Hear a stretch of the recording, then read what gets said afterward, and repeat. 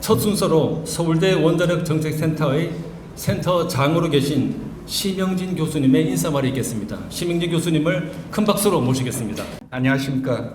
오늘 또 인사말을 준비를 하려다 보니까 또 말이 한참 길어졌는데요.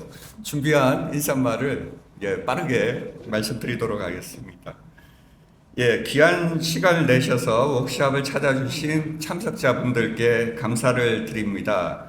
오늘 워크숍에는 저희가 오늘이 이제 3차가 되는데요.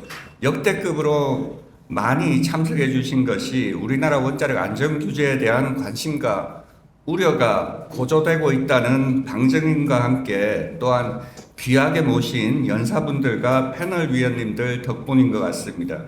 특별히 오늘 워크숍에는 황교 사장님께서 우리나라 원자력, 특히 우리나라 원자력 안전 규제에 나아갈 길에 대해서 발제를 해 주셔서 오늘 자리가 더욱 의미를 더하는 것 같습니다. 또한 오늘 특별히 또 반가운 분이 오셨는데요. 홍주보 고리 본부장님께서 특별히 참석을 해 주셨습니다. 감사드립니다.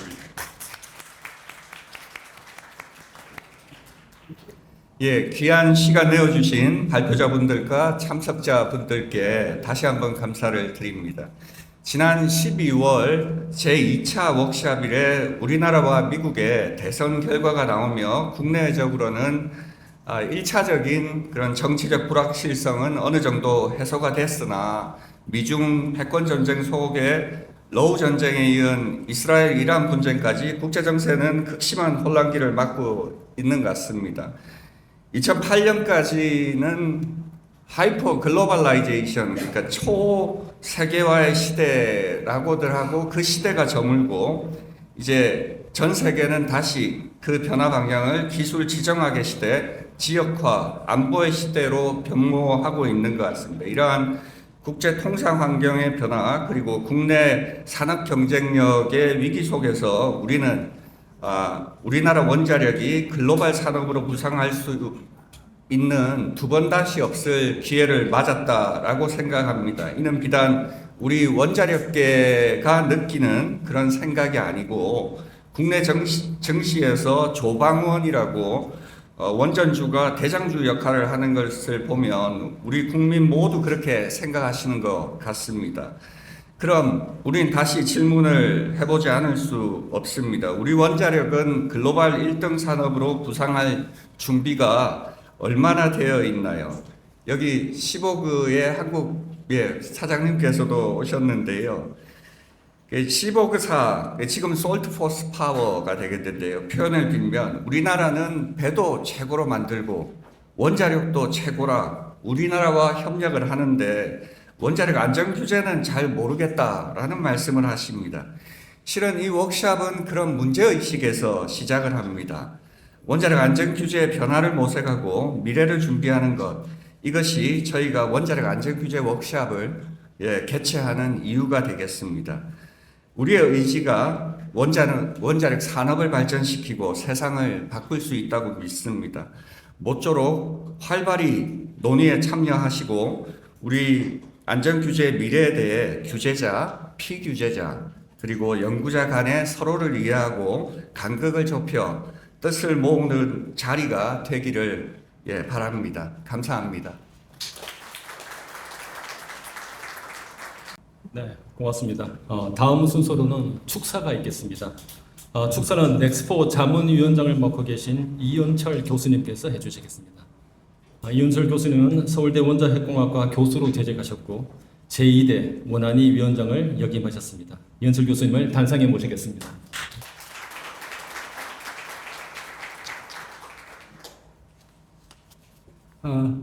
우리 신 교수가 시간을 짧게 하라고 그래서 길게는 안 하겠습니다.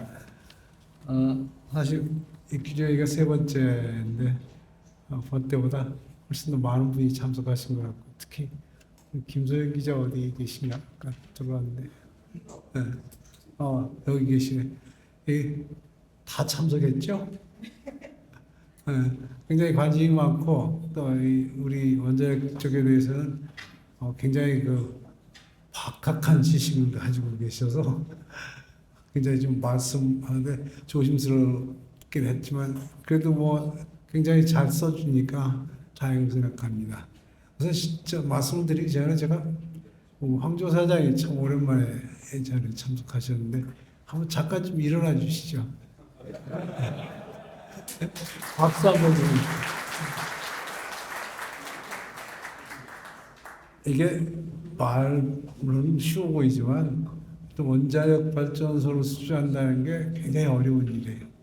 뭐 이번에 보셔서 아시겠지만 딴지 거는 사람이 그렇게 많잖아요. 미국 웨스팅하우스라든지 프랑스에 이런 데서 이제 자꾸 딴지 걸어가지고 굉장히 아마 한 2년 가까이 거의 밖에 나가 살다시피 하면서 그걸 성사시켰으니까 그 공은 우리가 인정해야 될 건다고 봅니다. 특히 이제 오늘 오후 세션을 보니까 아주 그 관심이 많은 이제 SMR 설계도 설명을 하고 규제에 대해서도 이제 얘기를 해주신다고 해서 굉장히 큰 기대를 가지고 왔습니다. 들어보니까 전 세계적으로 SMR을 한 70여 개 모델이 지금 개발 중에 있다고 이렇게 소문이 나 있어요. 완성된 거는 뭐 몇 개 안 됩니다. 원유 스케일이 많이 지금 앞서가고 있고. 우리가 이런 아주 많은 경쟁 속에서 살아남을 수 있으려면 아마 굉장히 좀 신경을 많이 써야 되지 않을까 그렇게 생각을 합니다. 제가 왜 그 얘기를 드리냐면 오히려 이제 큰 대형 원자력 발전소는 빠네요. 프랑스 아니면 한국 아니면 미국, 일본 이 정도니까 경쟁하더라도 우리가 아는 사람들끼리 경쟁을 하게 되는데 SMR은 잘 몰라요. 저는 이제 자동차에 비유를 합니다만 자동차를 어디서 개발하면 그게 좋은 건지 나쁜 건지는 소비자가 알게 되는 거예요. 그러면 우리가 SMR을 돈을 많이 들이고 노력을 많이 하고 해서 개발을 하더라도 그게 국제적으로 경쟁력을 갖지 않으면은 그냥 국내용으로 전락할 수밖에 없는 이런 상황이 될 수도 있다는 거죠. 그래서 이 SMR을 잘 들여다보면 설계 자체는 큰 차이가 없을 것 같아요. 뭐 거의 일체형에다가 뭐 들어가는 거 많아요. 그러니까 그 기본 설계가 변하지는 않을 거라고 보이는데, 그리고 건설 공기에 대한 경쟁력, 이것 또한 우리가 그동안 장점으로 내세웠던 건데, 건설 공기도 이게 모듈화돼가지고 딱 조립식으로 갖다 붙인다면은 아마 그렇게 큰 차이가 날 것 같지가 않아요. 단가 문제인데 단가도 모듈화되어 있으면 그 제작 회사에서 똑같은 비용을 줄 거란 말이에요. 그래서 이런 점에서의 장점이 다 없어지고 비교가 안 된다면은 결국은 우리가 유리한 점이 뭔가 하는 걸 봤을 때 국내에서 이런 걸 제조할 수 있다는 제조 능력인 것 같아요. 그러니까 제조 능력은 값은 같이 들어가는 수송비가 굉장히 이제 많이 될 거고, 그다음에 이제 공기에 그만큼 세이브가 된다는 얘기가 되겠죠. 그래서 이제 이런 장점들이 있을 수 있는데 이게 과연 메리트가 될 것인가 하는 건 좀 다른 얘기라고 하죠. 그래서 제가 요즘 나오는 자동차들을 보니까 자동차들이 거의 엔진 이런 거 다 비슷해요. 설계도 비슷한데 어떻게 경쟁력이 생기는가? 그러니까 이제 디자인. 그리고 제일 중요한 게 메인터넌스를 할 수 있는 쉽다는 그게 장점인 것 같더라고요. 그게 지금 이제 모듈이 됐을 때 SMR 경우에 모듈이 됐을 때 문제점이 있다면 그래서 그 속에서 무슨 문제가 생겼다. 그래서 적은 부품이 녹이 슬어서 교체를 해야 된다든지 했을 때 이걸 뜯어내고 하는 시간이 많이 걸릴 수 있다는 거죠. 그리고 잘못하면 아예 통째로 바꿔야 되는 경우도 생길 수가 있고요. 이게 굉장히 비효율적인 메인터넌스가 될 가능성이 많은데 이제 이런 점에서 아마 장점을 좀 찾아야 되는데 아직 우리가 설계하고 지금 규제하고 하는데 바빠가지고 거기까지 신경을 못 쓰지 않나. 그래서 조금 저 개발팀에서 이 메리트가 어디에 있어야 경쟁력을 가질 수 있겠는가 하는 데에서 좀 신경을 써서 개발을 해줬으면 하는 바람을 갖습니다. 너무 얘기가 길어지는 것 같아서 아마 이 SMR을 판매를 하려고 그러면, 그러니까 그 외국에 이제 판매를 하려고 그러면은 상당히 어려운 점이 있을지 모르지만 국내에서도 아마 수요가 상당히 있으리라고 예상을 해요. 그렇다면 국내 수요를 우선 먼저 만족을 시켜야 될 텐데, 국내 수요를 만족을 시키기 위해서는 해결해야 될 문제들이 이제 몇 가지가 있어요. 한 가지가 제가 볼 때 제일 큰 문제가 스마트 때도 경험을 했습니다만 경납연기라고 봐요. 경납연기를 제대로 갖추면은 경제성이 맞지 않고, 그걸 지금 이제 SMR 경우에는 경납연기가 좀 얇아진다고 하잖아요. 그러니까 지금 그 환경단체에서 반대하는 이유가 경납연기가 얇아지면은 방사능 누출 확률이 더 높아지는 거 아니냐. 이래가지고서 이제 그걸 가지고 트집을 잡고 있거든요. 그래서 이런 측면들을 어떻게 조화시키느냐 하는 건데, 이게 그 정서적인 문제이기 때문에 우리가 이런 SMR 개발하는 사람들은 개발하는 대로 열심히 해야 되지만, 이런 규제니 뭐 이런 거 잘 열심히 해야 되지만, 거기 따라서 반드시 해야 될 일이 주민들과의 주민 정서를 좀 해결할 수 있는 방안을 강구를 같이 하지 않으면 힘들지 않을까 하는 생각을 합니다. 그래서 제가 프랑스 모델을 자꾸 얘기하는데, 프랑스에 보면 그 민간이 운영하는 정보센터가 있어요, 지역별로. 근데 거기는 굉장히 그 주민들이 친근감을 가지고 접근할 수 있는 그런 구조더라고요. 그래서 우리도 아마 그런 지역적으로 이런 정보를 제대로 전달해주고 이래야 되는데, 이게 한수원이나 이런 데서 나서서 하면은 이게 오해를 많이 받아요. 그러니까 그렇게 하지 말고 민간인으로서 좀 그 지역에 영향력이 있는 분들, 그러니까 뭐 퇴직한 교수라든지 퇴직한 한수원 분들이라든지 이런 분들이 고문 비슷하게 있고 운영은 민간인이 하고, 이분들이 하는 역할은 이제 교육을 좀 시켜주고 이래가지고 제대로 전달이 될 수 있게 해주는 이런 게 좀 필요하지 않을까 하는 생각을 해요. 그래서 이건 제 그냥 개인적인 생각이 아니라 사실 이 주장을 한 건 제가 한 20년 전부터 해왔는데 잘 실천이 안 됐어요. 그 안전위원회 제가 가가지고 처음 만든 게 지역별 원자력 안전협의체라는 걸 만들었는데, 그때 이제 봤던 얘기가 나와서 우리가 관여 전혀 안 한다. 당신들이 위원 선정도 지자체에서 하고 운영도 거기 모신 분들끼리 하고 위원장도 그쪽에 하고, 다만 우리가 간사한 사람 보내가지고 필요한 자료가 있다든지 할 때는 도움 주겠다. 그리고 회의비만 우리가 대준다. 다른 건 전혀 저거 없다. 그래가지고서 운영을 했는데 지금까지 조금 잘 운영이 되고 있는 것 같아요. 근데 이거는 이제 규제 쪽에서만 지금 하고 있는 거고, 이 한수 쪽하고는 대화가 아직 그렇게까지 안 되는 것 같더라고요. 그래서 혹시 여기 이제 황 사장도 계시니까 이런 주민들하고의 친근감을 좀 더 갖게 만든다면은 SMR에서의 장점을 좀 잘 설명을 해가지고 그것을 가지고 아마 이 나중에 규제 쪽에서 생기는 문제점들 이런 것들이 쉽게 해결되지 않을까 하는 생각을 합니다. 그래서 오늘 토의 과정에서 아마 여기까지 가진 못하겠지만 이건 제가 좀 나이 든 사람으로서 이제 우려하는 의미에서 좀 말씀을 드렸습니다. 여러분 오늘 하루 좀 긴 시간이 되겠지만 좋은 의견들 많이 내주시고 또 토론 많이 해주셔가지고 오늘 워크숍이 잘 끝날 수 있도록 기대합니다. 감사합니다. 가동 원전 규제 검사의 현재와 미래라는 주제로 오승은 박사님께서 발표를 해주시겠습니다. 오승은 박사님은 충남대에서 학위를 받으셨고 한국원자력안전기술원 부원장과 한국원자력안전재단 이사장을 역임하셨습니다. 현재는 서울대 원자력정책센터 연구위원으로 계십니다. 오성근 박사님을 큰 박수로 모시겠습니다.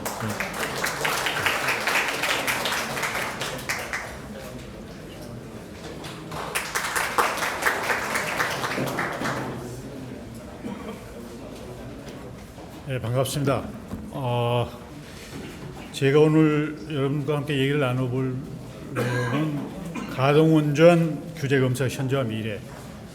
이 주제를 이렇게 정한 이유는 오늘의 주제가 안전검사 제도 현재와 미래라는 제목에 기반해서 현재 우리나라에서 수행되고 있는 가동운전 검사의 현황과 또 앞으로 그러면 어떤 방향으로 제도가 좀 변화가 될 필요가 있는가에 대해서 얘기를 드리려고 하는데, 사실은 앞에 그 황 사장님께서 제가 얘기 드리고자 하는 결론을 내주셨기 때문에 뭐 가능한 한 좀 빨리 이렇게 좀 얘기를 진행하도록 하겠습니다.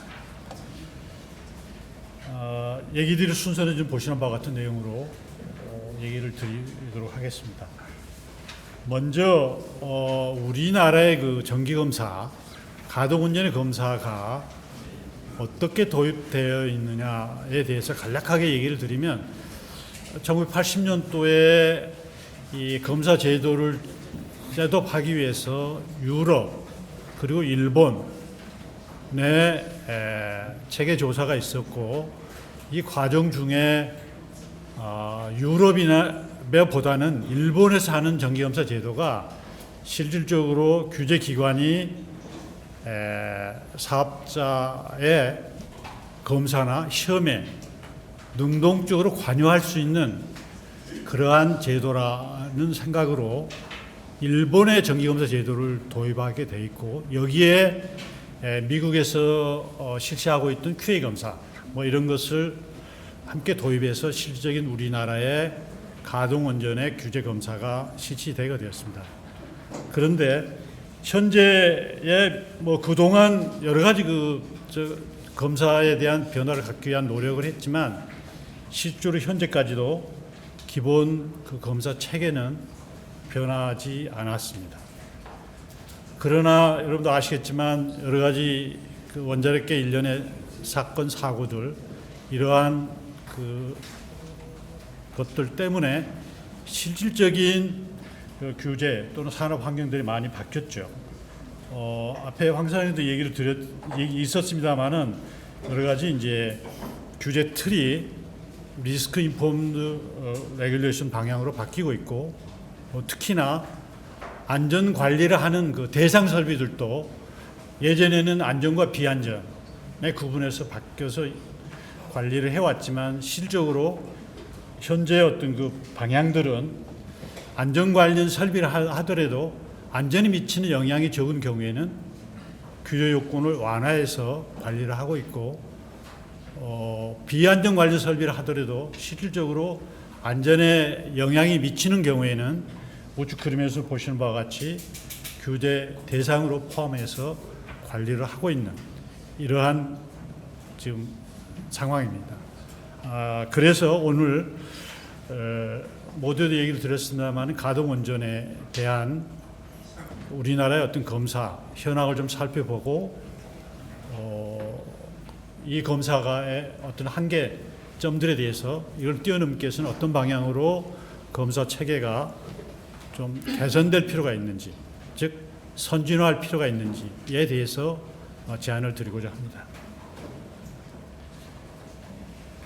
우리나라의 원자력 시설의 검사는 지금 보시는 바와 같이 건설원전에 대해서 시행되는 상주검사, 그리고 가동원전에 대해서 시행되고 있는 정기검사, 품질보증검사, 그리고 2013년도에 부품의 시험 성적서가 유조돼 가지고 새롭게 신설된 공급자 검사 이외에도 현장에 있는 지역사무소에서 실시하는 일상검사, 그리고 사건 사고가 발생했을 때 부정기적으로 실시하는 특별검사 등이 있습니다. 그러면 이와 같은 검사 중에서 가동원전의 지금 실시되고 있는 검사는 보시는 바와 같이 일상검사, 그리고 정기검사, 그리고 품질보증검사가 실시되고 있고요. 이 품질보증검사는 건설 중인 원전에 대해서도 인허가 신청 서류로 제출한 건설 QA 프로그램에 기반해서 건설 활동이 이루어지고 있는지에 대한 QA 검사를 역시 하고 있습니다. 다음은 이와 같은 그 가동 운전에 시행되고 있는 검사에 대한 그 현황과 한계 점 등에 대해서 얘기를 좀 드려보겠습니다. 먼저 그런 한계점에 대한 얘기를 드리기 전에 전반적인 그 검사 상황에 대해서 얘기를 드리면, 실질적으로 그 2024년 지난해 4월이죠. 지난해 4월 전까지는 사실 현장에서 행렬을 교체하기 위해서 발전소를 정지하고 정기 보수를 할 때 그 기간에만 실질적인 정기 검사가 이루어졌습니다. 그러나 원자력 안전법 시행규칙 19제 정기 검사 내용이 지금 밑에 하단에 보시는 바와 같이 개정이 됐습니다. 그래서 실질적인 정기 검사 기간은 운전 중에도 하는 그 상시 검사 체제로 바뀌었고, 이 검사가 현재 지난해 4월부터 세월 2호기에 지금 적용이 되고 있습니다. 그러니까 검사 기간이 기존에는 5발 기간이었는데 지금 밑에 보시는 바와 같이 전출력 운전을 재개한 5발로 끝나고 한 날로부터 다음 5발이 끝나고 전출력을 운전을 하는 날까지니까 전 운전 기간이 정기검사 기간으로 되어 있습니다. 그래서 이것을 상시검사다 이렇게 얘기를 하고 있습니다. 그래서 그러면 상시검사는 어떤 내용으로 구성되어 있냐를 이 표에서 보여주고 있는데, 실질적으로 상시검사는 기반검사와 심층검사로 나누고, 기반검사는 앞에 얘기 드린 대로 기존에 정비 중에 했던 검사에 운전 중에도 하는 검사 플러스 운영기술 능력 심층검사로서, 그리고 또 중대사고 관련 부분이 법제화된 이후에 실시하는 사고관리계획 등에 대한 검사를 심층검사 카테고리로 나눠서 현재 실시가 되고 있습니다. 그런데 이 내용을 보면 실질적인 검사 부분들이 운전 중에도 실시한다는 것 외에 검사 항목이나 기타 이런 것들은 크게 변화된 게 없다는 것이죠. 그렇지만 중요한 변화는 운전 중의 안전관리가 저도 현장에 일할 때 대단히 중요하다고 생각을 했고, 기존의 정기검사에서는 운전 중의 안전관리가 실질적으로 지역사무소에 상주하고 있는 원안위 직원들 그리고 킨스에 파견된 주재검사원들에 의해서 실시되고 있었지만, 실질적으로 킨스에서 이 상시검사를 하면서 현장에 운전 중에도 검사할 수 있는 그러한 것, 즉 운전 중의 안전관리가 더 강화됐다는 측면에서는 상당히 바람직한 방향으로 바뀌었다 이렇게 생각을 합니다. 그래서 지금 이 표가 전체적인 상시검사로 내용을 보여주고 있는데, 기존에는 이제 발전소가 행렬로 교체해서 정비했던 정비 기간에만 검사를 했지만, 상시검사 체계로 바뀌면서는 실질적으로 정비 기간뿐만 아니라 운전 중에도 검사를 하는 쪽으로 바뀌었다 이렇게 얘기 드릴 수가 있겠습니다. 그러면 이와 같은 이제 상시검사를 포함해서 기존의 그 정기검사에 어떤 그 한계점들이 있는가에 대해서 좀 얘기를 드리려고 하는데요. 지금 첫 번째 문제는 원자력 시설에 대해서 안전설비만이 아니고 비안전설비까지도 포함되어 있고, 검사 항목에 특히나 검사하는 내용들이 SSC에 대한 기능이나 성능 또 보수 활동에 대한 점검에 중점을 둔 검사를 하고 있습니다. 이렇게 비안전설비가 포함된 배경은 사실 2000년대 초에 발전소의 불시정지 횟수나 이런 걸 보면 대부분 한 70% 정도가 2차 개통에서 발생해서 원자력 정지를 유발하기 때문에 이 문제에 대한 이제 검토를 하게 됐고 그 상황에서는 2차 개통에 대한 규제는 산업자원부 즉 전기안전공사가 하고 있었고 1차 개통에 대한 규제는 과학기술부에서 하고 있었죠. 그래서 이때 이제 1, 2차 개통의 통합 규제가 필요하다 해가지고 규제가 일원화됐고 이렇게 되면서 2차 개통에 들어가 있는 여러 가지 동력변환 계통이라든지 뭐 전기 설비라든지 기타 등등의 항목 검사를 해야 되는 항목들이 원자력 법령에 포함이 되다 보니까 실적인 비안전 설비까지 포함한 그런 검사가 현재 시행이 되고 있다. 그리고 특히나 그 검사 항목 선정 등의 안전 중요도, 또 리스크 이런 것들을 고려하지 않고 현재 항목 베이스의 검사를 하고 있다. 그렇기 때문에 이 안전 중요도와 리스크에 기반한 차등 검사 개념이 현재 검사 체계에는 포함이 되어 있지 않다. 이런 게 문제점으로 얘기를 할 수가 있겠고요. 특히나 조금 전에 얘기를 드렸지만 SLC에 대한 기능 또는 성능 확인 그리고 거기에서 발생된 지적사항을 팔로우하는데 검사가 집중됨으로 인해 가지고 여러 가지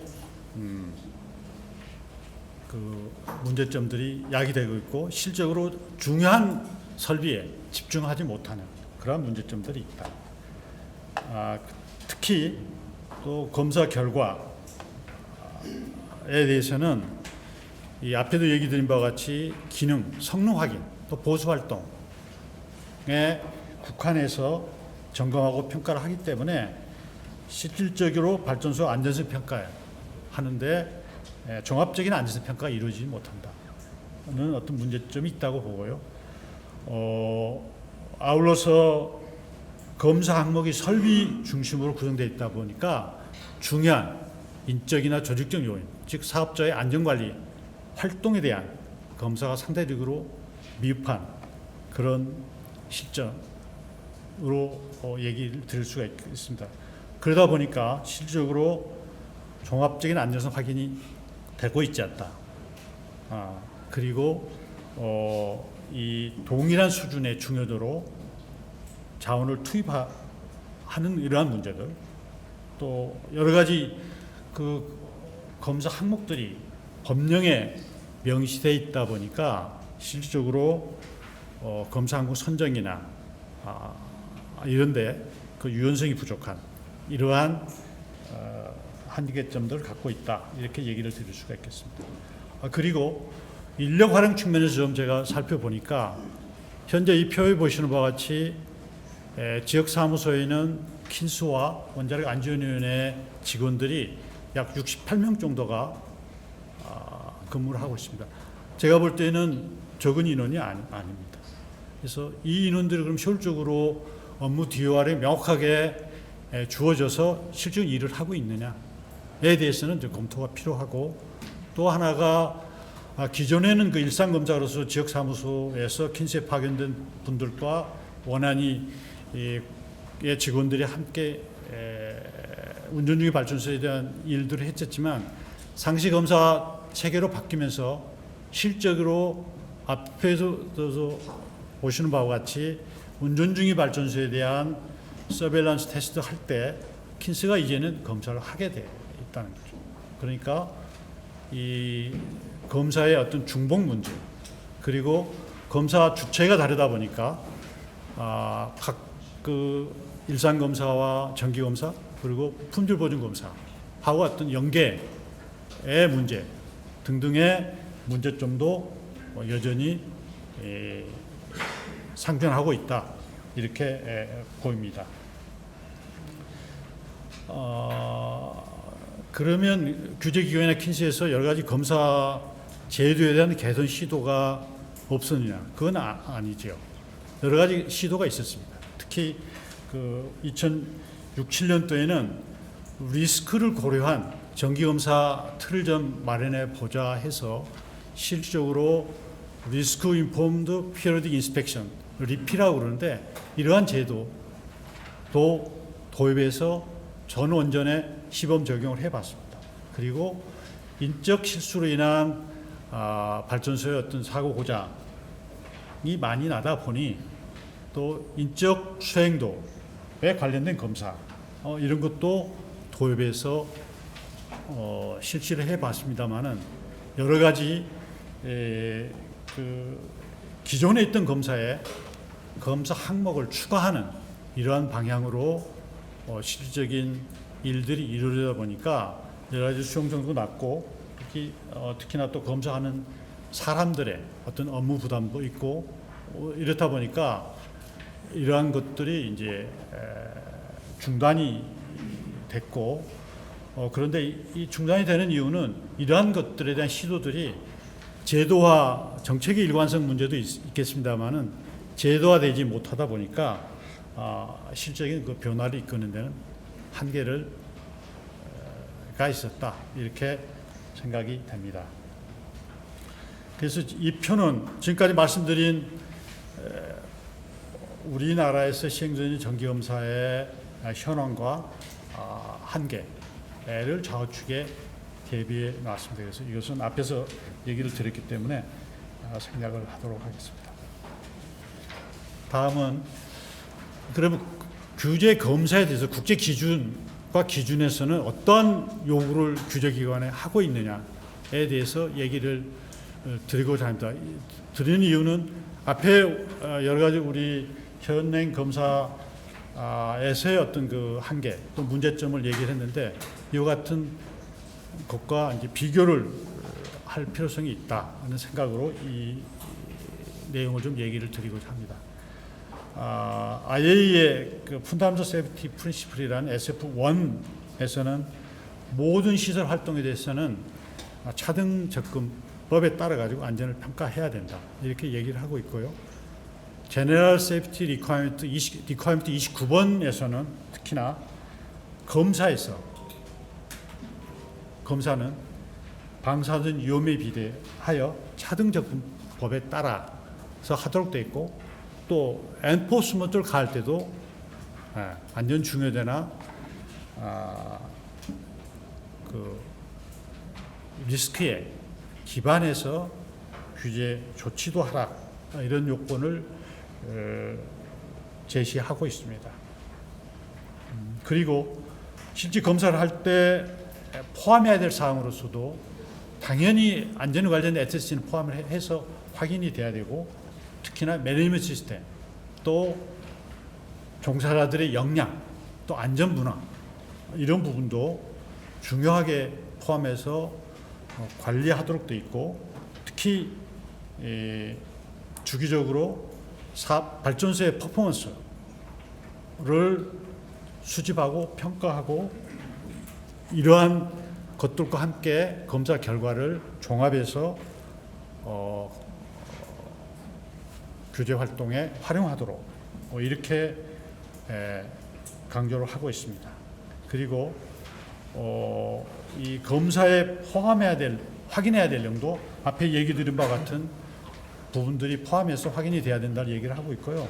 특히 이 발전소의 고장이나 결함 또 비상전 상태를 파악하고 즉시 시정 조치를 평가해서 할 수 있는 그러한 그 틀이 되어 있는지 이런 부분도 확인을 하도록 규정을 하고 있습니다. 아울러서 검사 프로그램에도 차등 접근방 이 포함이 되고 우선순위를 정할 때도 그레이드 어프로치를 고려해서 순위를 정하라는 얘기. 그 다음에 엔포스먼트를 가할 때도 그레이드 어프로치 개념에 기반해서 규제 조치를 하라 내용들을 담고 있습니다. 이와 같은 내용에 기반해서 미국 또 일본 또 우리나라의 어떤 그 가동 원전의 규제 감독, 규제 검사 상황을 좀 비교해서 얘기를 드려보도록 하겠습니다. 이 미국에서는 2000년부터 ROP라는 규제 감독 제도를 시행하고 있는데 이 부분은 여러분들 아마 여러 자료를 통해서 잘 알고 계시겠습니다. 그래서 이 부분을 생략을 하겠습니다. 제가 좀 강조해서 얘기 드릴 부분은 이 크로스 커팅 에리아라고 실질적으로 안전 초석과 함께 그 안전 목표를 달성하고 있느냐는 측면에서 운용자가 관리해야 되는 핵심적인 영역을 담고 있는 게 이제 코너스톤하고 크로스 커팅 에리아, 즉 공통 영역인데 공통 영역에 포함되는 요소들이 지금 여기 하단에 보시면 인적 수행도를 확인하고 또 문제 식별 및 해결 그리고 안전 문화 부분을 이 요소에서 확인하도록 되어 있고 확인하는 내용들은 지금 사업자의 인적 수행도는 의사결정, 체계, 그 다음에 리소스의 어떤 적용, 적절성, 그 다음에 작업 관행 이런 부분들도 확인하도록 되어 있고 문제식별 부분에서는 사업자가 운영하는 CAP, 콜렉티브 액션 프로그램, 또 운전경험 반영 체계, 또 자체 평가 체계들을 제대로 갖추고 있는지에 대해서 확인을 하도록 되어 있고 안전문화 측면에서는 안전 중시 업무 환경을 안전문화라고 얘기할 수가 있겠습니다. 여기에서는 이 종사자들이 협박이나 괴롭힘이나 또는 차별에 대한 우려 없이 안전에 관련된 문제를 제기할 수 있는 그런 업무 환경 하에서 일을 하고 있는지 이런 부분들도 규제 검사 활동을 할 때 확인하도록 이렇게 규정을 하고 있습니다. 그러면 이와 같은 부분들 우리나라 검사 체계에서는 어떻게 확인되고 있는지에서는 좀 나중에 얘기를 추가적으로 드리도록 하겠습니다. 그래서 ROP는 실질적으로 각종 검사 결과하고 발전소의 퍼포먼스를 종합해서 발전소별로 종합적인 안전 수준, 안전 등급을 결정하고 그에 기반해서 규제 조치를 하는 그러한 그 프로세스다 이렇게 얘기를 드릴 수가 있겠습니다. 그러니까 이 ROP는 다시 말씀드리면 안전 수준을 발전소의 안전 수준을 평가하는 프로세스로서 거기에 이제 들어가는 요소들은 안전 성능 지수와 검사 결과로서 나오는 그 파인딩 사항을 종합해서 발전소의 수준을 평가하는 그러한 체계다 말씀을 드리고 실적으로 이렇게 발전소의 등급을 매기는 이유는 규제 행위 결과를 이해관계자들한테 공포하기 위한 그런 목적으로 하고 있는데 실질적으로는 가동 중인 원전이 즉 검사를 받는 원전이 안전 한제에 대한 규제기관의 검사 결과를 제시해주는 그러한 결과물이다라고 이렇게 얘기를 드릴 수가 있겠습니다. 그리고 이제 이 부분도 여러분들과 함께 좀 강조해서 얘기를 좀 드리고 나누고 싶은데요. 미국 NRC ROP를 수행하는 목표는 여기 기술되어 있는 4가지 목표를 달성하기 위해서 ROP를 시행하고 있다고 NRC 홈페이지에서 명확하게 밝히고 있습니다. 즉 NRC 가장 중요한 미션인 세이프티를 유지하기 위해서 ROP를 시행한다. 두 번째는 퍼블릭 공공의 신뢰 정진시키기 위해서. 세 번째는 안전에 중요한 그러한 사안에 사업자와 규제기관의 리소스를 중점적으로 투입함으로써 실질적으로 감독 프로세스의 효과성과 효율성을 향상시키기 위한 목적. 그 다음에 마지막으로는 불필요한 규제의 부담을 감소시키는 목적으로 RP를 시행한다. 이렇게 명확하게 밝히고 있고요. 또 ROP 틀 내에서 하는 검사가 베이스라인 인스펙션인데 이 베이스라인 인스펙션의 의미도 보시는 바와 같이 리스크 시그니컨트한, 즉 그러한 그 계통과 활동에, 검사 활동에 중점을 두고 일을 한다. 그리고 리스크 시그니컨트한 의미도 명확하게 청색 글씨로 쓰여 있는 바와 같이 밝히고 있습니다. 그래서 과연 이러한 관점의 검사가 그러면 우리나라에서 이루어지는 규제 검사 활동에서 고려되고 있는지, 이러한 부분에 대해서도 여러분들께 물음을 좀 던지고 싶습니다.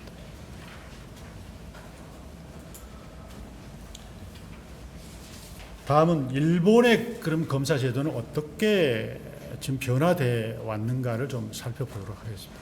일본의 경우는 이제 후쿠시마 사고 나서 이후에 니사가 NRA라는 JNS를 통합해가지고 별도 이제 규제 기관으로 바뀌었죠. 그 규제 기관의 구성도 미국의 NRC하고 거의 유사한 상임위원 제도로 바뀌었죠. 근데 이러면서 이제 2013년부터 실질적인 검사의 틀을 바꾸기 위한 노력을 했고, 이 출발 단계에서 그러면 기존의 검사가 어떤 문제가 있는가부터 살펴봤습니다. 그러니까 이 사업자가 안전에 대한 일선의 책임을 지고 있다는 게 불명확하다는 게 이제 첫 번째 파인딩이었고, 두 번째는 법령에서 검사해야 될 항목을 다 정하고 있기 때문에 실질적으로 사업자의 전반적인 규제 활동을 제대로 살피지 못한다. 그 다음에 세 번째가 항목 기반의 체크리스트 방식의 검사를 하고 있기 때문에 실질적으로 안전에 중요한 SSG의 등에서는 집중하기 어려운 체계로 되어 있다.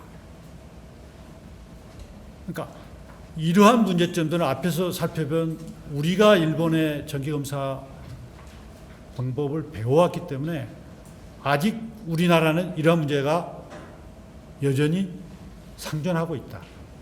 이렇게 볼 수가 있겠고, 이와 같은 측면에서 일본에서는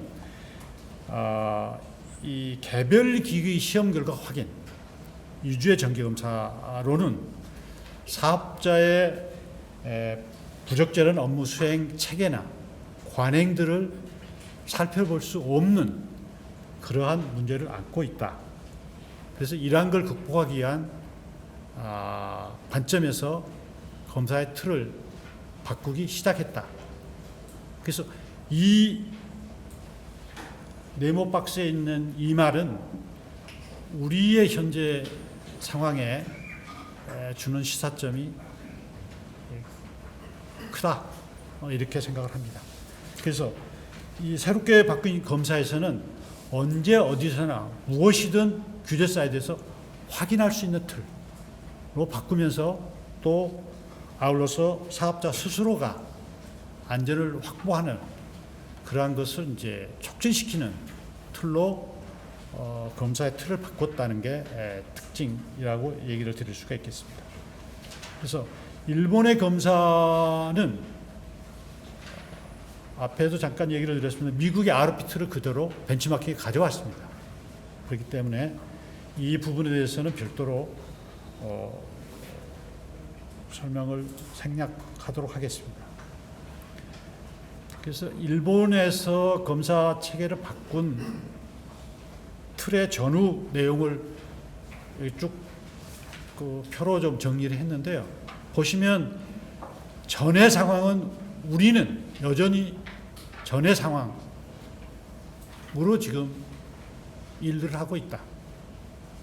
그리고 여기 특이한 것은 일본에서는 물론 미국의 RP 틀을 가져왔기 때문에 리스크 관점을 도입한 검사다.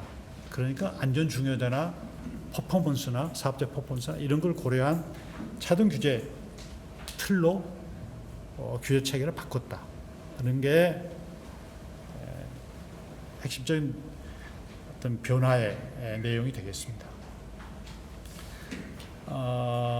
그러면 이와 같은 그 우리나라, 미국, 일본의 이러한 그 검사 체계를 말씀을 드렸는데 이걸 좀 주요한 내용으로 카테고라이즈해서 좀 비교해서 설명을 드리면 종합적인 안전성을 확인하고 있는 체계냐 그리고 차등 규제 틀을 갖추고 있느냐를 비교해 봤을 때는 미국과 일본은 종합적인 안전 수준을 평가해서 발전소의 등급을 매기고 그에 따라 규제 조치를 하는 그러한 차등 규제 체계를 갖추고 있다. 그러나 우리나라는 앞에 말씀드린 대로 이러한 틀을 갖추지 못하고 있다. 이렇게 얘기를 드릴 수가 있겠고요. 사업자 책임 부분.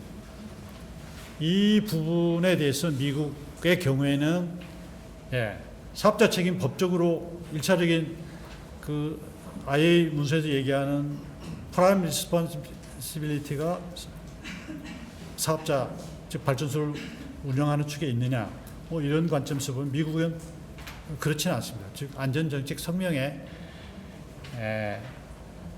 2011년에 발표를 했는데 여기에 이제 1차적인 책임이 있고 특히 2011년에 얘기하면서는 이 안전과 시큐리티 부분을 얘기해요. 그러니까 우리는 사실 원자력 안전위원회 그러면 Nuclear Safety and Security Commission인데 실제 우리가 얘기할 때는 안전만이에요. 안전정책 성명도 그럼 시큐리티에 관련된 부분까지 포함됐느냐? 이렇게 볼 때 그건 퀘스천으로 봐요. 안전규제 그러면 시큐리티를 포함하느냐 안 하느냐? 규제기관도 규제 전문기관도 다르게 있고 법도 다르고 그러다 보니까 이 부분에 대한 논의도 앞으로 좀 필요하다고 보이고 안전규제가 그럼 뭐 시큐리티를 포함하는 거냐 안 하는 거냐 뭐 이런 부분. 근데 미국의 경우에는 2011년에 원전 안전 분야에 대한 정책 성명을 발표하면서 안전과 보안에 대한 일체적 책임 부분을 명확하게 시큐리티 부분에 구분해서 얘기를 하고 있다. 그래서 아마 지금 안전 정책 성명에 대한 개정을 하기 위한 노력들이 지금 진행되고 있는 걸로 알고 있는데 이러한 노력을 할 때 이런 부분에 대한 것도 좀 고려가 좀 필요하다는 생각이 들고요. 일본의 경우에는 IRS 수공을 받으면서 1차적인 책임이 발전소를 운영하는 사람한테 있다는 게 법에 명확하게 명시되어 있지 않다는 어떤 코멘트를 받았기 때문에 이 원자력 법에 사업자 책무라는 내용을 명시해서 이러한 사업자 책임의 역할 부분을 법령에 명확하게 담았고 우리나라 경우에는 미국과 비슷합니다. 즉 우리나라 경우에는 94년 원자력 안전의 날에 원자력 안전정책 성명을 발표했고 그 내용의 서문에 보면 궁극적인 책임이 사업자에 있다 이 정도로 명시를 하고 있습니다. 그러니까 우리 경우에는 법에는 그렇게 명시되어 있지 않죠. 그런데 지난해 IRS 수공을 받으면서 우리가 코멘트 받은 게 우리가 법적 근거가 근원적인 책임이 발전소를 운영하는 개인이나 조직에 있다는 법적 근거가 없다. 이래서 그 근거를 마련할 필요성이 있다는 코멘트를 받았고 현재 아마 그러한 부분에 대한 그것을 이제 팔로우 미션을 받기 위한 것의 일환으로 지금 정책 성명 뭐 이런 걸 개정과 병행해서 좀 검토가 되고 있는 걸로 알고 있습니다. 앞에 얘기 드린 그 사업자의 안전관리, SSC에 대한 성능이나 기능 확인이 아니고 사업자의 안전관리 활동에 대한 규제였건 말이죠. 이것은 미국과 일본은 같은 틀을 갖고 있기 때문에 인적 성능이나 문제 파악 및 해결, 또 안전 중시 업무 환경, 즉 이러한 것을 내용들을 크로스 코팅 에리아의 그 공통 영역, 또 일본은 횡단 영역이라고 얘기를 하는데 이런 데 담아서 규제 활동에서 이걸 평가하고 확인하고 있다는 거죠. 근데 우리나라 경우에는 심층 검사 항목의 운영 기술 능력, 좀 운영 능력에 대한 내용을 확인하고 있는데 여기에서는 뭐 인적 요소를 확인하는 부분, 운영 절차를 확인하는 부분, 그 다음에 자격 요건을 확인하는 부분 등등이 포함되어 있지만 실질적으로 미국의 ROP 체계에서 얘기하고 있는 그러한 요소에 비해서는 미흡한 부분이 있다. 이렇게 생각을 합니다. 그리고 정보 제공 측면에서 보면 미국이나 일본은 그 ROP 체계에서 발전소의 종합적인 안전 수준을 평가해서 발전소 등급을 결정하고 그걸 공표하고 있고 또 미국의 베이스라인 인스펙션은 사업자들이 분기별로 제공하는 안전 성능 지수에 대한 베리피케이션도 검사 과정 중에서 하도록 되어 있습니다. 그런데 우리는 실질적으로 분기별로 SPI에 대한 자료를 제출받고 있지만 실적으로 규제 활동에는 활용하고 있지 않고 홈페이지에 게시하는 정도로 지금 되어 있다. 이런 말씀을 드리고요. 종합적으로 이 세계 기관의 규제 감독 제도를 비교하면 이와 같습니다. 즉 중요한 부분은 차등 체계나 RP 체계를 갖고 있지 않고 우리가 검사한 결과는 사용전 검사 때 확인된 성능을 유지하고 있으면 발전소는 안전하다. 오케이. 뭐 이렇게 검사 결과에 정리를 하고 있다. 근데 미국과 일본은 그렇지 않죠. 그래서 주어지는 이와 같은 결과라서 주어지는 시사점은 운영 능력을 상시 감사하고 있다. 사업자에. 그리고 검사 종류나 항목 이런 것에 대한 유연성 그리고 리스크 성능 중요한 것은 확인 관점의 안전관리 수준을 체계적으로 평가해서 엔포스먼트를 하는 그러한 규제를 하고 있다는 얘기로 요약해서 얘기를 드릴 수가 있겠습니다. 그래서 마지막으로 그러면 검사가 어떤 방향으로 가야 될 건가에 대해서 제안을 드리는 내용은 실제로 검사 목적에 대한 생각, 인식이 좀 바뀌어야 될 거예요.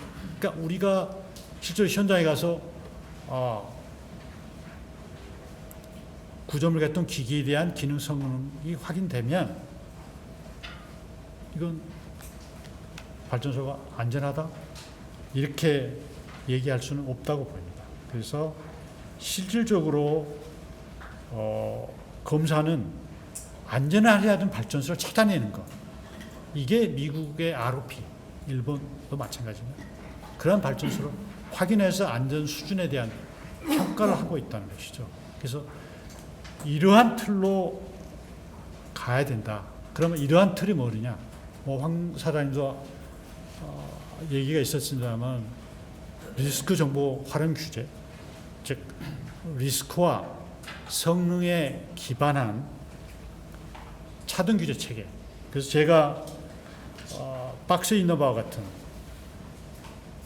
리스크 인포먼드 퍼포먼스 베이스드 그레이드 오버사이트 프로세스 RIPB, GROP 틀로 가야 된다 말씀을 드리고, 지금 현재 검사 틀에 뭘 이렇게 자꾸 더하고 바꿔도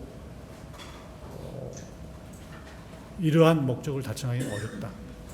그동안의 킨스나 여러 원안위를 포함해가지고 이 미국의 ROP에 대해서는 많은 연구 결과물을 가지고 있습니다. 그래서 그러한 것들을 활용하면 일본도 한 7, 8년 걸린 것 같아요. ROP 틀로 가는데 우리는 그보다 좀 이 방향으로 간다면 크게 걸리지 않는 그러한 규제 검사의 틀을 바꿀 수 있고, 현재 검사 방법을 좀 선진화하는 그러한 체계가 될 거다, 이런 생각으로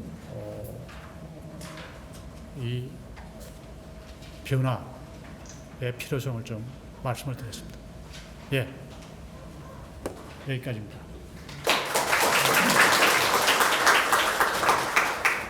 네. 질문 있으시면 네. 한 가지만 더 받도록 예, 하겠습니다. 예, 우리 저 지금 준비하는 중이기 때문에 한 번만. 김은구 단장님 말씀하시죠. 예.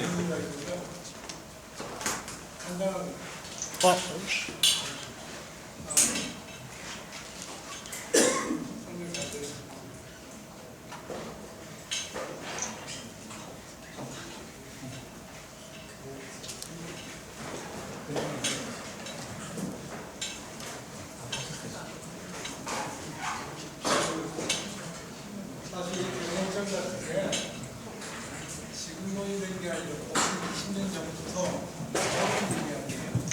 예, 굉장히 궁금해. 왜 지금 근본적으로 왜 데이터가 개선이 안 됐다는 얘기, 분석이 안 됐었다는 얘기인데, RI 크로스 베이스 리스크 인폼이 이미 20년 전부터 지금 하자 하고, 지금 여기 개선점을 나타내시는 것도 그때부터 지금 얘기가 되었던 건데, 가장 큰 지금 문제점이 뭐라고 생각을 하시는 거예요? 그러니까 저는 그러한 문제점들이 최종 그 규제를 책임지고 있는 그러한 곳에서 그러한 의사결정을 못하고 있는 게 저는 문제라고 봅니다.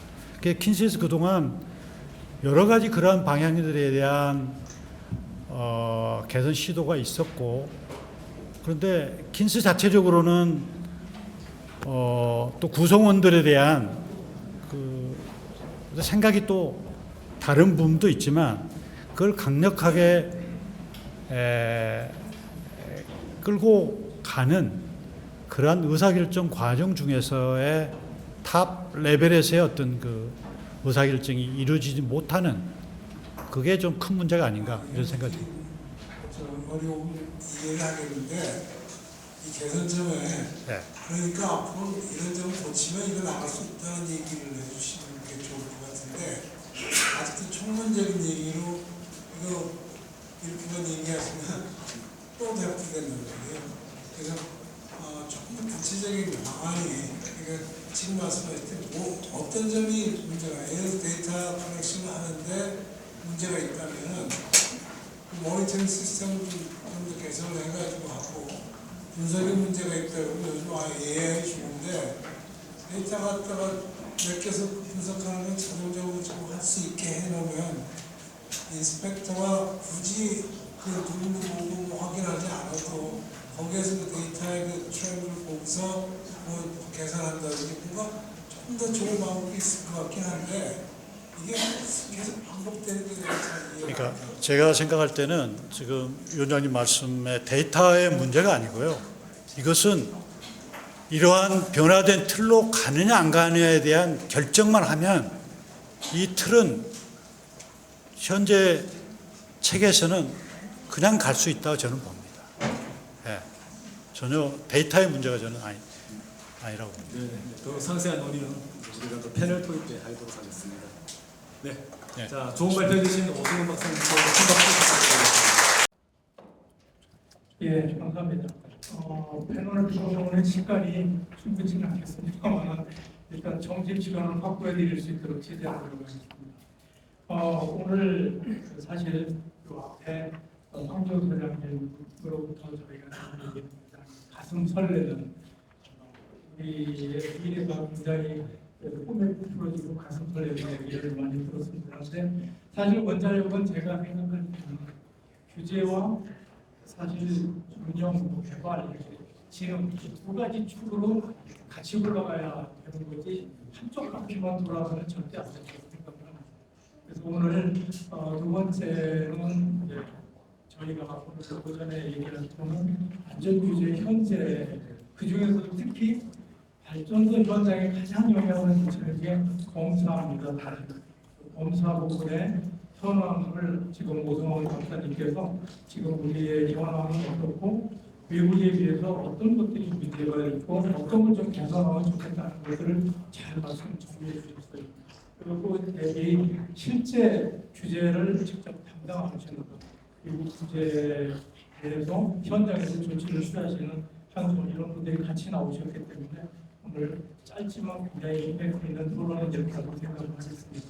그래서 오늘 우선 제가 시간을 최대한 줄이도록 하기 위해서 우선 먼저 소개는 이따 그냥 간단하게 드린다면 끝에부터 이민철 의대가 기술원의 봉사를 저도 앉아보겠습니다. 봉사 인터뷰 해주시고 또 하나지의 원자력 안전과의 이기우 원장님이십니다. 그리고 지금 발표했고 허균영 경인의 교수님이시는데 사실은 원자력 안전 전문위원회 위원장 맡고 계시고 끝에 이우상 한손의 규제협력처장이신데 규제에 관련된 한손의 대부분의 모든 업무를 지금 대규제기관 상대를 해서 일을 하고 계십니다. 저는 무엇보다도 사실 이런 자리 논의할 때 굉장히 어려운 것 중에 하나가 규제기관으로서 직접 나오는 게 굉장히 어려운 거로 알고 있어요. 사실 그래서 임시우 과장님하고 또 김민철 단장님께 감사를 드립니다. 왜냐하면 대부분 얘기 나오는 게 이게 문제다, 저게 문제다, 그런 얘기를 얘기하고 앞으로 어떻게 할 겁니까? 이렇게 물어보는 상황이기 때문에 굉장히 입장도 곤란할 때는 많고 어려움이 많은데 그럼에도 불구하고 이렇게 자리해 주셔서 감사드리겠습니다. 그래서 우선 안 쓰고 지금 보시네요. 마이크가 물리는데 마이크 안 쓰고 조금 띄고 할게요. 예. 그러면 그동안에 우선 규제 문제점이라든가 이런 거를 쭉 잘 정리를 해주셨기 때문에 규제에 대한 실제 이행을 하는 분들의 의견은 뒤쪽으로 좀 돌리겠습니다. 그래서 현장에서 우선 실제 규제 업무를 하고 있는 한수원의 이우상科장님께서 의견을 먼저 듣도록 하겠습니다.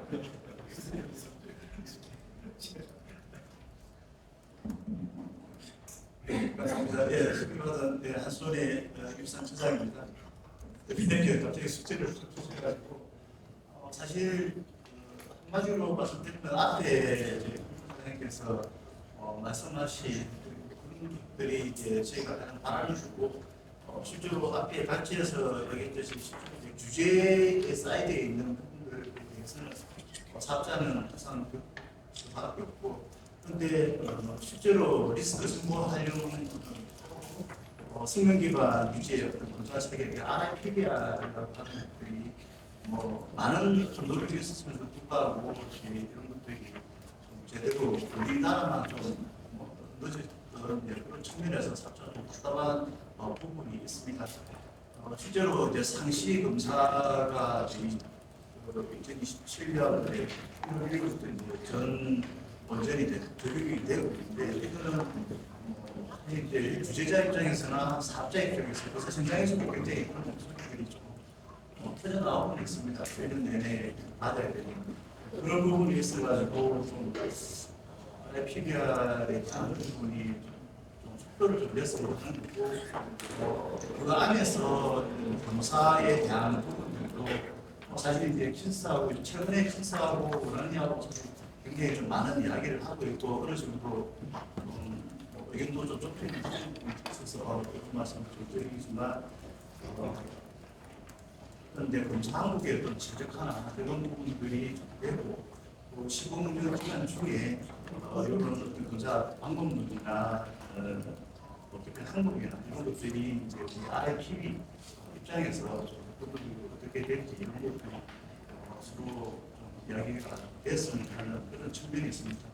조금 더 실질적으로 짧게 말씀을 드리면 지금 이제 아까 사업자의 어떤 책임 운영 이런 부분들을 하는데 저희가 이제 아시다시피 문적 운영 중에는 아주 다양한 이벤트를 활성화할 수밖에 없는 부분이고 이런 부분들이 좀 할 때마다 이제 프라이빗 대책들이 많이 나오고 또 제가 가운데 대책들이 보면 이제 안전에 포커스가 되고 하지만 어떤 경우에는 준비한 것들이 과다한 설비 개선이 이루어질 때도 있었고 또 어찌 보면 안전하고 문제가 있어서 안전하고는 또 별로 상관이 없을 것 같은 그런 제가 관계 대책들이 많이 쌓이고 하면서 그런 것들이 좀 부담이 많이 되어왔습니다. 그다음에 실제로 이게 행정 절차의 어떤 강화 내지는 처벌 유지에 또 강화하다 보니까 어떻게 보면 이제 사업자가 좀 책임 있게 운영을 할 수 있는 좀 여지도 많이 그런 것들에 대해서 나가는 게 아닌가 그런 생각이 들고 발치에서처럼 이런 것들이 이제 일본의 경우나 사업자가 자체적으로 검사를 해서 규제관에 맞는다든지 미국의 이제 RFP처럼 발전소의 운전 중에 안전 상태를 잘 해서 어떤 안전 중요도 분석을 하고 RFP를 통해서 이런 것들이 사업자와 규제자가 국민들에게도 제대로 좀 설득이 되고 이런 부분들이 됐으면 하는 게 좀 굉장히 저희들이 준비를 하고 있는 건데 원안이 공무적인 거는 원안이 이제 주요 업무 계획에 RIPBR에 대한 어떤 로드맵을 수립하겠다는 이런 부분도 있고 저희들하고 좀 같이 건의도 드리고 함께 있어서 본적으로 생각을 하고 있습니다. 저희도 이제 앞에서 말씀드렸지만 엔지니어링 제도 개편을 했고 저희도 자체적으로 사업자가 준비해야 될 로드맵을 마련을 했습니다. 그래서 그런 부분들이 좀 규제와 사업자의 좀 양날개가 친다면 미국과 더 좋은 성과를 낼수 있을 것 같습니다. 예, 감사합니다. 방학이랑 중요한 메시지는 사업자들이 스스로 책임질 수 있는 그런 부분을 조금 더 확대해 주셨으면 좋겠다. 그리고 리스크 중심으로 좀 초점을 맞췄으면 좋겠다 하는 게 아닌가 생각하고요. 실제적으로 이제 규제 제시보다는 규제 현안이라든가 각종에 대해서 자문 그다음에 논란의 중요한 레커멘데이션을 줄 것이지 후배님 교수님 저에 대해서 또 네. 정위원장님께서 또 이야기를 하게 되나 싶어가지고 부담이 듭니다. 저는 한 3년 정도 진행했었고요. 여기 먼저 이렇게 선배님들 많이 계시고 한데 저의 이런 의견이 얼만큼 들리실지 모르겠습니다. 이제 보통 저희가 생각할 때 지금 우리나라에서 현행 운영하는 그런 규정적인 그런 규제가 안정적인 시기에는 훨씬 더 효율적이고 속도감 있게 운영할 수 있다고 생각합니다. 그렇게 발전해온 것도 사실이고요. 근데 이제 좀 변화의 시기가 되었다라는 것은 다들 인정하실 거라 생각합니다. 아까 교수님께서 여쭤보셨지만 국내 RIPBR이 잘 안 들어오게 된 이유가 뭘까? 좀 계기가 없었다고 생각합니다. 계기가. 온 원자력계 스테이크홀더가 같은 방향을 바라보게 하는 계기가 없지 않았나라는 생각이 듭니다. 그런 일들을 겪은 나라들이 이거를 한 번씩 들여오지 않았나라는 공통점을 저는 생각합니다. RIPBR이라고 말씀하셨지만 저는 검사에 한정하기보다는 아까 오성원 이사장님 말씀하셨던 것처럼 이게 차등 접근이 필요한 시점, 차등 접근의 어떤 일환으로서 하나의 방법으로서 또 RIPB를 또 이야기할 수 있을 텐데요. 이거를 결국 할 줄 안다는 것은 저희가 중요하고 안 중요하다는 걸 구별할 수 있는 역량이 생긴다는 상황입니다. 이게 지금도 그렇게 되고 있긴 하지만 지금은 중요하고 안 중요한 거를 갈라낼 수 있는 역량이 부족한 거죠. 설계자도 마찬가지고 운영자도 마찬가지고 규제기관도 마찬가지인 것 같습니다. 이제 의사 결정을 하는 패러다임을 바꾸는 상황이라서 모든 아까 말씀드린 것처럼 스테이크홀더가 이 상황을 좀 엄중히 받아야 되지 않을까. 그런 계기가 좀 뭐냐. 이제는 원자력 산업을 더 효율적이고 신뢰적으로 운영하지 않으면은 국가 안보랑 안전에 위협을 받는 상황이 되는 것 같습니다. 산업적으로도 그렇고 국내적으로도 그렇고. 이런 정도의 계기라면 충분치 않을까라는 생각이 듭니다. 특히 저는 좀 전문위원회에서 좀 하다 보면은 다른 것보다는 처음 접하는 상황에서 의사결정 못합니다. 처음 무슨 일이 생기면은 0점 조정이 안 됩니다. 0점 조정. 그래서 일단 하는 거는 다른 나라에서는 어떻게 해요? 다른 회사에서는 어떻게 해요? 찾아보고 거기서도 없으면은 이게 그냥 공전합니다. 공전. 이 처음 겪고 오랜만에 하는 이런 상황에 대해서 저희의 유동적 대응이나 이런 것들을 좀 하려면은 뭔가 이런 의사결정을 하는 데 있어서 차등 접근하는 방법에도 좀 익숙해져야 되고 경험도 많이 쌓여야 되지 않나라는 점에서 일환으로서 상시검사 부분을 시작하면 좋겠습니다. 이 말씀 이 정도로 줄이려고 하고요. 좀 원자력기가 서로 간에 좀 신뢰는 좀 회복했으면 좋겠다는 말씀 하나 드리고 싶은데 저희가 택배 다 집 앞에다 던져놓고 가도 아무도 안 주고 하는 그런 다는데요. 기본적으로 좀 신뢰감이 있어야지 이런 차등 접근에 대한 좀 저변이 깔릴 수 있을 것 같습니다. 그리고 또 하나 지금 이제 여기 계신 분들이 다 안전규제 내지는 RIPB에 대해서 또 관심이 있으셔서 오셨겠지만 마음속에 손을 얹고 RI랑 PB가 어떻게 다른지 그게 진짜 뭔지 RI랑 PB가 뭐가 다른지 리스크 평가는 어떻게 하는지 아마 조금만 한꺼풀 더 까서 여쭤보면은 대부분 저는 모르실 거라 생각합니다. 좀 감히 모르실 거라 생각합니다. 그 정도로 RIPB에 대한 그런 원자력의 전반적인 영향이 좀 없다고 생각합니다. 그거는 규제 일선에 계신 분들은 연구는 하셨지만 그만큼의 확산은 부족하지 않을까 싶습니다. 그래서 지금 중고등학생들이 확률 통계도 안 되고 대학교 옵니다. 그래서 이런 좀 의사결정의 수단을 데이터에 기반해서 하는 되게 자연스러운 거 아니겠습니까? 자녀분들 다 입시 해보시면은 다 리스크 관여해가지고 학원에 보내시고 잘하는 방법은 좀 시간 좀 빼시고 하지 않습니까? 딱 RIPB의 전형적인 사례죠. 이런 부분들이 이런 계기를 통해서 좀 더 구체화되기를 바라면서 말씀 드리겠습니다. 예, 감사합니다. 아마 실제 원자력 안전정보위원회 운영을 하면서 느끼신 특히 새로운 이슈라든가 기술적으로 처음 접하게 되는 문제 이런 부분에 대해서 우리가 충분히 판단할 수 있는 역량을 가지고 있느냐 그런 관점에서 우리가 어디에 정말 리스크가 높고 낮은 이런 것을 상대적으로 정확하게 판단할 수 있느냐는 역량이 우리가 부족한 게 아니냐 하는 그런 말씀을 해주셨습니다. 자, 그럼 실제로 이제 사실 아마 제가 알고 있기를 이 리스크 관찰에 대한 공사 이 부분에 대한 스터디도 많이 했고 또 뭐 그런 부분에 대해서 많이 시도할 때도 참여를 했던 김민철 단장님께 실제 공사를 하는 입장에서 아마 아까도 이은철 교수님도 또 질문을 해주셨고 왜 우리가 이렇게 이거 도입을 하는 것은 어려운 거냐 현재 현장에서는 어떤 어려움을 갖고 있느냐 하는 것들에 대해서 의견을 좀 들어보도록 하겠습니다. 부탁드립니다. 안녕하십니까. 키스 원자력 공사단장 김민철입니다. 네, 저는 지금 조장님께서 말씀하셨던 것처럼 원자력 가정적인 원자력 발전소의 검사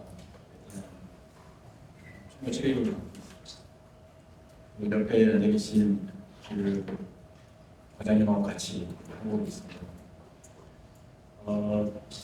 지금 그 이원철 전임 위원장님께서 말씀하셨던 것처럼 지금 이 주제에 대한 거대 담론은 상당히 오래 전부터 시도가 되었고 시도되었다가 실패했다가 시도되었다가 실패했다의 무한 반복까지는 아니지만 제 기억상으로 한 3-4번 정도의 시도와 실패의 과정이 있고 지금 다시 이 과정을 겪고 있는데 과거와 현재가 크게 다른 게 있습니다.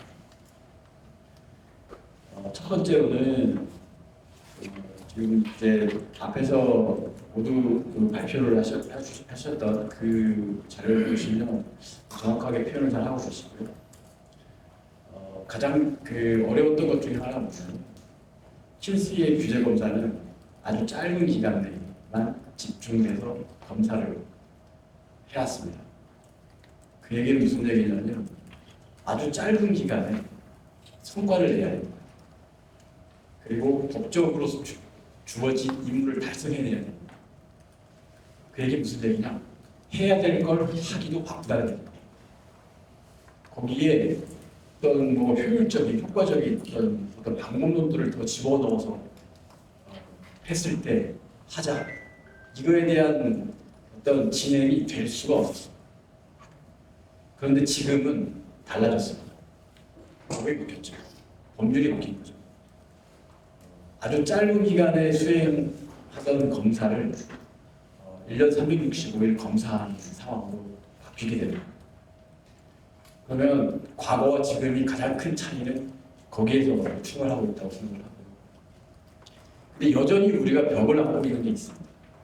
쉽게 말씀을 드리면 어떤 뭐 화재가 발생했다든가 아니면 특정 어떠한 뭐 공장에서 뭐 화학물질이 배출됐다든가 이런 문제가 됐을 때 우리 국민들이 기대하는 게 있습니다. 그 기대는 그 공장에서 자발적으로 재발관리 대책을 잘 만들어서 이행할 거야. 이런 기대가 아니라 정부가 나서서 그런 문제점들을 찾아내고 그거에 대해서 대책을 만들어 줄 거야. 만약에 움직임이 없으면 정부는 뭐 하는 것이냐 이제 이러한 얘기가 나옵니다. 원자력 발전소에 대해서도 똑같이 그게 적용됩니다.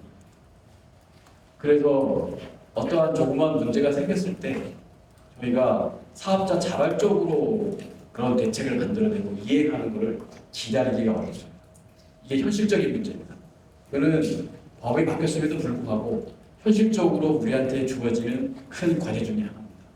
저희는 움직일 수밖에 없고 사업자가 일차적인 안전에 책임을 지고 있다라는 얘기는 발전소를 안전하게 운영하는 어떤 방법과 그리고 어떤 문제가 생겼을 때의 대책을 만들어내고 이행하는 것을 하는 책임을 갖고 있다는 얘기고 규제는 그 일에 수행을 하는 게 맞습니다. 그런데 외부에서는 일반 국민 국회의원 등의 일반에서는 규제가 선행해 주기를 바랍니다. 이 부분이 여전히 법률이 바뀌었음에도 불구하고 우리가 하고 있는 문제 중에 하나입니다. 그러면 이 문제를 해결하기 위해서 어떻게 해야 될 것이냐 저희 당연히 고민하게 됩니다. 현재 지금 고민하고 있는 중이고 조금 전에 발표하셨던 그런 내용들은 현재 저희가 상시검사 제도를 이행함에 있어서 대부분 다 포함되어져 있습니다. 저희하고 커뮤니케이션을 이제 좀 했으면 이런 부분도 좀 더 개선된 상태의 발표 자료가 만들어졌을 것 같긴 한데 대부분 안고 있고요. 쉽게 말씀드리면 전기영상 항목 100개, 50개 이하로 줄이는 걸 목표하고 있습니다. 물론 거기에는 리스크 개념이 도입이 되는 거죠. 어쨌든 다시 한번 말씀을 드리면 그러면은 규제가 개입하는 어떤 그런 부분들을 어떻게 가져갈 것이냐에 대한 부분의 문제가 이 담론의 문제가 생기게 됩니다.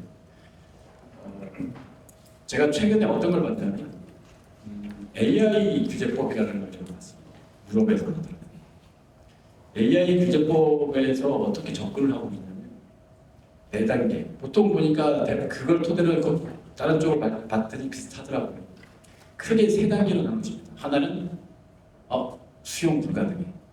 그 다음에 밑에는 어차피 잔존 리스크는 없을 수 없으니까 리스크는 제로로 될 수 없으니까 잔존 리스크 법인 안에서 자체적으로 이해할 수 있는 부분. 중간은 뭐냐? 규제가 개입해서 보다 더 잘 되도록 만들겠다. 중간에 있는 거를 2개를 쪼갤 것이냐, 3개를 쪼갤 것이냐, 4개를 쪼갤 것이냐에 대한 부분은 각 어떤 산업, 각 국가에 따라 다릅니다. NRC 아무래도 똑같습니다. 우리도 마찬가지고 잔존 리스크가 남아있는 이거는 아무리 노력해도 해결하기 어려운 그런 영역에 해당이 되는 쪽이죠. 그 부분과 그러면은 도저히 수용할 수 없어. 이 부분은 절대로 안 돼. 라는 그런 부분들을 정의를 내려야 됩니다. 그럼 중간 영역이 존재하지 않습니까? 이 중간 영역이 존재하고 있는 부분을 어떻게 나눠서 어떻게 대응할 것인가에 대한 부분을 이제 저희가 만들어내야 됩니다. 하지만 이거는 쉬운 일은 아니지만 하려고 노력은 하고 있습니다. 그래서 아까 검사의 목적이 무엇이냐, 문제점이 있는 거를 찾아내는 것이다 라고 이제 정의를 하셨는데요. 그거 틀리진 맞습니다. 저희는 검사의 목표를 좀 다르게 가져가려고 하고 있습니다. 뭐냐, 규제가 개입을 할 건데 어떤 개입을 할 것이냐에 대한 판단하기 위한 기본 어떤 인포메이션을 게더링하는 것이다 라고 가져가려고 하고 있습니다. 거기에는 검사의 활동과 퍼포먼스 인디케이터라는 어떤 그런 부분들이 포함되어서 와야 되겠죠. 검사가 모든 걸 해줄 수는 없으니까. 근데 이거를 지금 제가 말씀드리고 있지만 당장 하겠다는 얘기가 아니라 조금씩 앞으로 가려고 하고 있고, 이 얘기가 이제 성준형이 꼭 가져가려고 한다면 사실 엄청난 노력이 필요합니다. 그래서 다시 한번 말씀을 드리면 저희 규제 쪽에서 지금 이 주제에 대해서 그냥 있는 건 아니고 거대 담론에서부터 진짜 실질적인 어떻게 검사를 할 것이냐까지 안전분야를 검사한다는데 저는 안전분야의 검사를 해라가 아니라 이렇게 해라라고 지시해야 되는 사람입니다. 그냥 우리가 담론적으로 얘기할 수 있는 게 아니라 실제로 현장에서 검사하시는 분들이 검사하는 그 방법을 만들어내야 되는 입장이기 때문에 담론은 담론대로 가고 실질적으로 움직이는 건 좀 천천히 쫓아가게 될 겁니다. 그래서 그 병행해서 현재 진행하고 있다는 걸 말씀드리고 제 말씀을 마치겠습니다. 예, 감사합니다. 실제 현장에서 봉사를 직접 수행하는 캠스 입장에서 과거에도 여러 번 중심에 이제 검사를 도입을 시도했었는데 여러 가지 진행사가 이게 사실입니다. 근데 그게 뭐 어떤 문제냐 하는 것들을 오늘 뭐 많이 얘기가 됐는데 그런 관점에서 어떻게 보면 가장 중요한 역할이 원안일 것 같아요. 그리고 그거를 정책적으로 어떻게 끝까지 밀고 나가느냐 하는 부분을 방향을 쥐고 있기 때문에 그래서 마지막으로 이규 과장님께서 원안위에 지금 오늘 얘기하고 있는 부분에 대해서 좀 말씀해 주시고 플로우에 질문을 받도록 하겠습니다. 네, 안녕하십니까. 원자력 과장님이십니다. 저는 전반적인 안전의 가동 중에 건드리면 전기검사뿐만 아니라 각종 사건, 사고 이런 부분까지 좀 전반적으로 안전관리를 하고 있는 이제 실무 이제 담당 과장입니다. 실질적으로 어떤 사건이 발생을 하게 되면 우리 국민들은 제가 느끼는 시점에서 우리 국민들은 어떤 한수원의 안전관리를 하고 규제기관이 잘못을 해서 이런 사건이 발생한 거 아니냐라는 그런 의구심이 더 큰 것 같습니다. 그래서 어떻게 보면 사업자보다도 더 적극적으로 나서가지고 이 사건을 해결을 하고 안전장치를 마련하고 이런 쪽에 조금 더 관심이 있는 것 같습니다. 일례로 저기 우리 십몇 년 전에 시험 성적서 위조 사건이 있었지 않습니까? 그때 사건 총괄을 하신 분이 이제 이은철 위원장님이신데 그때를 이제 돌이켜 보면 정말 저희가 거의 한 6개월 정도는 거의 밤을 새가면서 그렇게 설비 점검 플러스 안전 대책 만들고 대국민 설득하고 이렇게 했었던 것 같습니다. 정말 어떻게 보면 저희는 규제기관이지만 안전에 대한 이제 최종적인 책임은 사업자가 진다고 하지만 정말 규제기관도 정말 무한 책임이구나 그런 부분을 좀 많이 느꼈던 것 같고요. 그런 거는 참 지금도 마찬가지인 것 같습니다. 그러다 보니까 지금 말씀하는 RIP 기약 결국은 위험도가 좀 덜 중요한 부분들은 규제를 좀 안 하는 그런 제재가 조금 어떤 사건이 발생하게 되면 그런 부분들이 좀 많이 희석이 되는 것 같습니다. 그래서 그런 부분을 안 챙긴 거에 대한 또 상당한 비판이 있는 거고요. 실질적으로 보면 2차 개통 쪽은 원재료에는 그렇게 큰 위험성은 없습니다.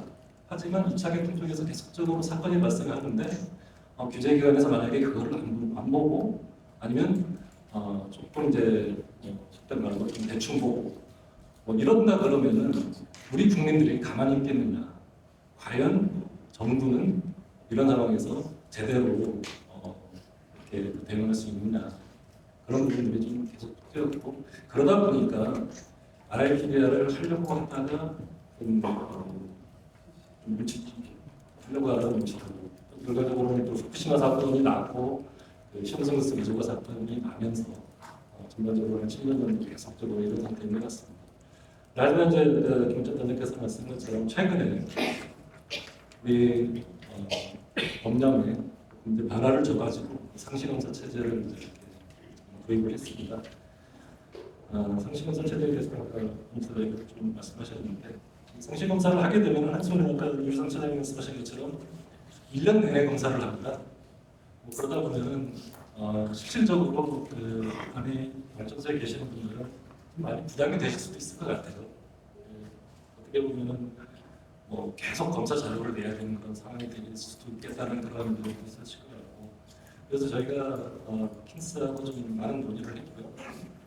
이런 부분은 최소한 할 수 있고 그래서 중요한 부분, 그러니까 리스크가 좀 큰 부분에 대해서 중점적으로 해야 되겠다라고 의견을 좀 모았고요. 그 다음에 좀 저희가 중점적으로 보려고 하는 부분들은 아까 말씀드렸던 그 사업자의 운영 관리 능력입니다. 그래서 기본적으로는 그 항소원의 어떤 설비 관리 능력이죠. 안전하게 관리할 수 있는 그런 부분들이 솔직히 기존에도 보긴 봤었는데 좀 약했습니다. 그래서 이런 부분들을 조금 더 보고 설비에 대해서 직접적으로 보고하는 부분들을 조금 더 줄여보고 그렇게 하려고 하고 있고요. 그다음에 지금 그 RIPBR과 관련돼가지고 아까 허균영 교수님께서도 말씀하셨지만 RIPBR 위험도가 높은 시설에 대해서 조금 더 검사를 강화하고 그렇지 않은 시설에 대해서는 규제를 완화하자라고 하지만 한 발 더 들어가게 되면 되게 복잡하고 어렵습니다. 어떤 시설에 대해 가지고 얼마만큼의 그런 규제 완화를 할 거냐, 어떤 부분은 더 어떻게 규제를 더 강화를 하는 부분이 이게 너무 디테일하고 어렵습니다. 지금 그 작업들을 지금 좀 하고 있고 그래서 올해 중에 RIPBR을 어떤 식으로 도입을 할지 그런 부분들에 대해서 로드맵을 좀 만들고 있고 그리고 그 로드맵에 따라 가지고 어떤 제도 개선이라든지 이런 부분들은 될 것 같습니다.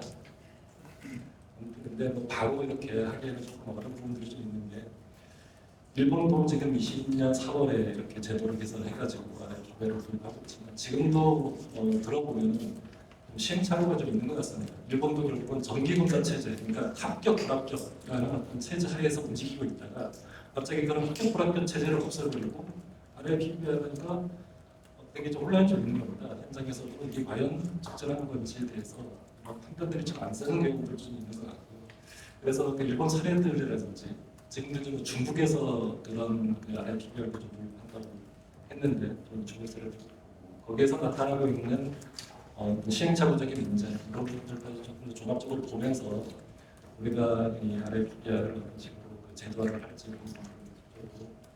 고민을 해 나가겠다는 좀 말씀 좀 드리겠고 나타나고 있는 그런 문제점에 대해서 아까 그 고소관 박사님께서 이렇게 정리를 해주셨는데 그 부분에 대해서는 지금 거의 다 그런 방향대로 지금 가고 있습니다.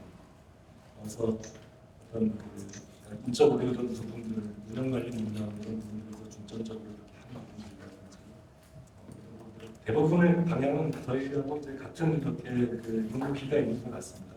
근데 이제 세부적인 어떤 그런 측면에서는 좀 많은 고민이 좀 필요한 부분이라서 저희가 어떤 그 안을 좀 만들면은 여러 이렇게 계시는 분들의 의견도 듣고 또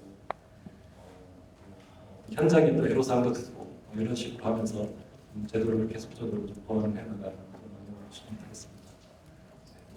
예, 감사합니다. 실질적으로 문제를 만드는 관련 규제를 전체 방향뿐만 아니라 또 결정 위원회에서 해당 순서를 하는 원안의 입장에서는 사실 국민 신뢰 이런 부분들이 굉장히 중요한 가치가 될 수밖에 없다 생각합니다.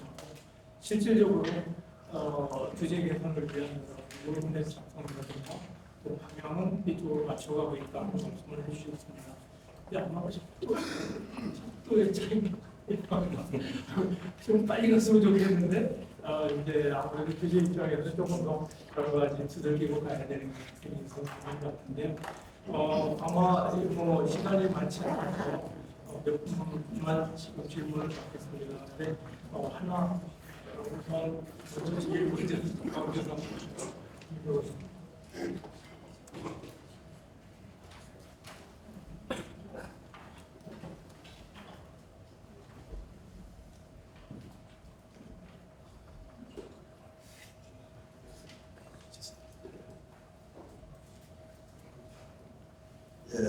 홍주모입니다. 지금부터 한 30년 전에 US NRC 최하맨이 MIT 출신이고 MIT 운영위원이고 여자인데 칼라드인데 쉐리언 잭슨입니다.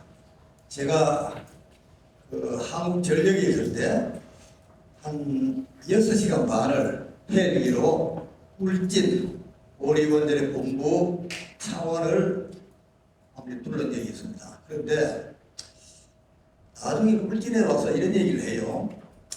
방명록을 주니까 자기가 쓸 연필, 이것도 사이펜인데 좀 두 자루를 줄 수 없느냐, 많이 쓰겠다는 얘기입니다. 그런데 우리는 어디 가면은 뭐 축, 발전 뭐 이런 식으로 쓰고 많은데 아주 깨알같이 두 장을 까딱 쓰는 거예요. 쉐리 잭슨이. 제가 뒤에서 이렇게 보니까 한국에 오니까 이것도 잘합니다. 저것도 잘합니다. 전부 자랑만 하더라. 안전은 자랑할 때 조심해라. 이게 그 사람의 결론입니다. 그러면서 하는 얘기가 제가 옷을 입고 한 6시간 같이 헬기 타고 같이 이 다리를 같이 맞대고 막 지나갔으니까 오만 얘기를 사실 다 했습니다. 그래서 제가 엄청나게 많이 배웠어요. 아, 이게 이렇게 하는구나. MIT 또 몇 안 되는 운영위원 중에 한 쉐리언 잭슨입니다. 근데 그때 그 적은 원본이 있어요. 그 방명록에 적어 있는데 제가 제대로 못 챙기기에 지금 본산에 여기 부회장도가 있지만은 그 직급이라도 그야말로 보물 같은 말이고 중요하기 때문에 울진에 한번 찾아보고 잘 정의를 해줬으면 좋겠다 하는 게 제가 여러분이 계시기 때문에 말씀드리고, 두 번째는 중국이 그때 중국하고 이 교류가 되기 전입니다. 그래서 중국에서 8명이 왔는데 이분들이 또 우리나라 전국 원자력을 한번 가보자 해서 도저히 하루에 갈 수가 없어가지고 하도 답답해서 한국전력입니다. 정규영 회장 헬기를 좀 빌려야 되겠다. 전화를 하니까 비서실장이 불가능할 겁니다. 이런 얘기를 해서 한번 얘기를 해보소 했더니 1분도 안 돼가지고 홍모 씨가 얘기하는 그대로 좀 해주라.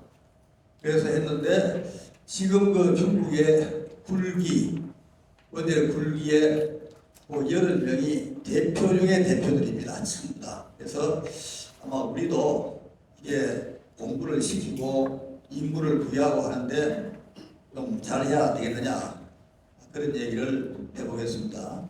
그 다음에 여러분 잘 아시겠지만 잠깐만 1분 나갑니다. 울진 원자력 본부장을 하다가 울진 군수를 하는 분이 한 분 있습니다.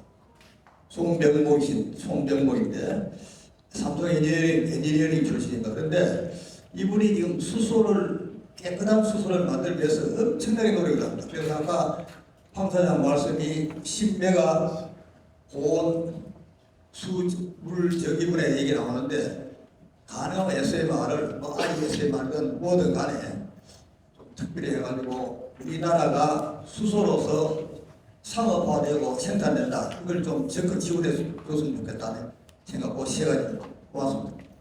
예, 알겠습니다. 아마 오늘 이 공사 관련된 주제보다는 원자력 전반적으로 선배로서 어르신한테 오히려 이제 좀 더 배우고 또 원자력 자체에 앞으로 발전을 노력해보라는 당부의 말씀을 이해하겠습니다. 그래서 사실 많은데 아까 저쪽에서 먼저 손 들어갔고 그다음에 예, 원자력 산업 정책은 많이 피치합니다. 임시로 과정은 옛날에 기장로 때문에 제가 기장로에서 근무할 때 많이 배웠을 때는 좀 기분이 나쁘고요. 오늘 주제 관련해서 제가 좀 기사를 잠깐 읽어드리겠습니다. 5일 이재명 대통령은 저기 안전치안점검회의에서 지금부터는 국민들이 국가나 공무원들의 무관심과 부주의 때문에 목숨을 잃거나 집단 참사를 겪는 일은 절대 생기지 않도록 해야 되겠다. 공무원들이 발생을 막을 수 있었는데 부주의나 무관심으로 사고가 발생한 경우 엄정한 책임을 묻겠다고 대통령께서 밝혔습니다. 이는 아까 김민철 단장님이 일부 토로하신 고청과 임시부 과장님께서 얘기하신 것과 크게 다르지 않고 이 대통령의 이 뜻은 대통령 개인의 뜻이 아니고 많은 국민들이 이런 자세를 원한다는 얘기입니다.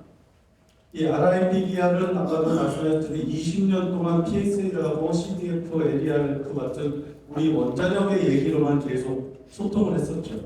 그런데 이제 저도 2천원 공무원 생활하다 보니 이 정책의 언어는 우리 기술 언어와 많이 다르다는 것을 느꼈습니다. 이 대통령 후보 시절에 원자력이 지금 전력 부족을 해결하는 데 좋은 건 알고 있지만 안전성에 문제가 있는 것으로 알고 있다라고 토론회에서 밝혔습니다.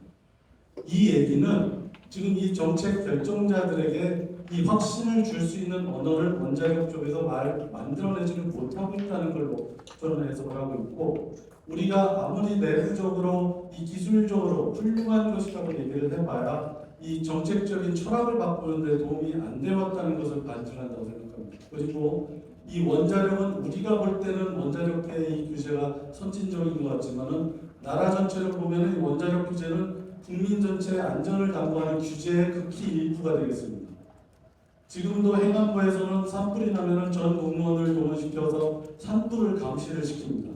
불과 한 달 전까지 모든 공무원들이 조를 짜서 산불 감시를 했습니다. 이런 환경에서 과연 원자력계는 이 일반적인 국가의 안전을 책임지는 행정을 바꿀 만한 어떤 언어를 개발했나, 그 부분을 좀 더 우리는 고민을 하고 그게 달성이 될 때 RIPDR이라고 하는 제도가 도입될 수 있을 것으로 저는 생각합니다. 예, 마치겠습니다. 예, 감사합니다. 역시 어떤 오늘 검사에 대한 것보다는 전반적으로 우리나라 앞으로 효과적으로 가기 위해 진짜 정책 기반자들이 설득할 수 있는 그런 방향이 뭐냐 하는 걸 고민해보자 하는 말씀을 듣겠습니다. 김만준 의원, 예, 안녕하세요. 김만준입니다. 오늘 잘 들었고요. 정말 양쪽 다 굉장히 노력하고 계신데 저는 이런 자리에서 좀 갖고 계시겠지만 데이터가 좀 나왔으면 좋겠어요. 그러니까 한번 여쭤볼게요. 한국수력원자력에서는 도대체 어떤 검사 항목은 몇 시간이나 지금 와서 검사를 당해야 되는데 그거는 사고 하나가 안 나. 어떤 검사 항목은 엄청나게 뭐 별로 검사도 몇 시간 안 하는데 그동안에 사고는 몇 번이, 고장은 몇 번이 있었고 니어미스는 몇 번이 있었어. 그럼 여기에 더 투자해 줘야 되는 거 아니에요? 검사하는데. 뭐 이런 데이터를 놓고 우리가 이야기를 하면 훨씬 빨라질 것 같아요. 그럼에도 불구하고 우리는 계속 담론으로 가서 지금 20년을 이야기하고. 그러니까 이제 담론 그만 이야기하고 데이터 좀 내주셨으면 좋겠다. 양쪽 기관이나. 그걸 부탁드리고요. 두 번째는 일로 가려면은 리스크가 미국이나 일본의 리스크랑 한국의 리스크랑 다를 거다. 특히 기기는 같겠지만 비슷하겠지만 문화는 엄청 다를 거다. 그러면 안전 문화가 굉장히 중요한데요. 규제에서 그거를 규제하는 데 있어서 도대체 검사 항목 개발을 우리는 어떻게 할 거다. 왜?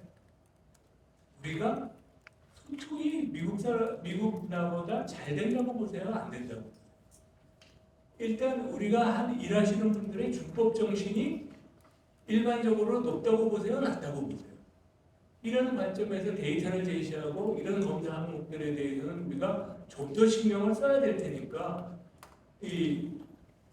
이런 제도도 RIPDR 제도도 우리가 한국적인 면에서는 우리가 좀 더 연구해서 이런 면으로는 디벨롭하겠다. 라는 것들도 좀 제시가 됐으면 좋겠습니다. 왜냐하면 문화가 들어가면 미국 그대로 뺏겨가면 우리 굉장히 실패할 가능성이 굉장히 높습니다. 그래서 그 진행하는 그 사업자나 규제하시는 곳이나 좀 이제는 그만 담는 이야기하고 데이터로 좀 서로 이야기할 수 있는 시간이 오지 않았나 해서 제안을 드립니다.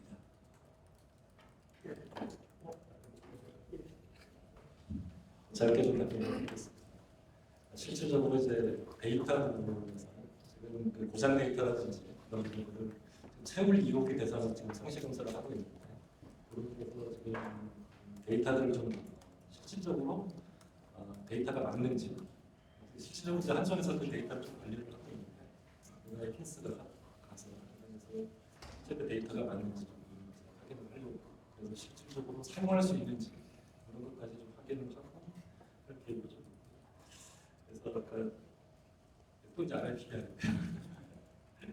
RIPBR에 이제 어떤 식의 그 검사 항목들을 조금 더 보완하고 어떤 항목들을 더 덜어낼 거냐 이런 부분은 상당히 고민입니다. 금방 말씀하셨던 안전문화 이런 부분은 상당히 중요한 부분이라서 결국은 사업자가 이제 시설을 책임지고 그 안전성을 이제 높이는 그런 활동들을 더 이제 증진시키는 그런 목적이지 않습니까? 그런 차원에서 안전문화에 대한 어떤 활동을 어떻게 평가할 거냐. 지금 되게 국제적으로 어떤 뭐 정형화된 그런 틀은 없어서 한국형 어떤 그런 안전문화 점검 이런 부분도 상당히 필요한 부분인 것 같습니다. 문화라는 게 더해서 그래서 좀 고민하고 있다 이렇게 말씀을 드리겠습니다. 예.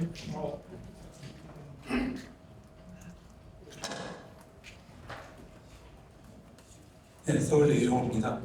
여기 다 앉아 계시는 분들 저 현장에 있을 때도 고생 많으시고 그런 분들이십니다. 그래서 제가 그 제목이 그 안전유지에 나가기 때문에 간단히 한마디 말씀드립니다.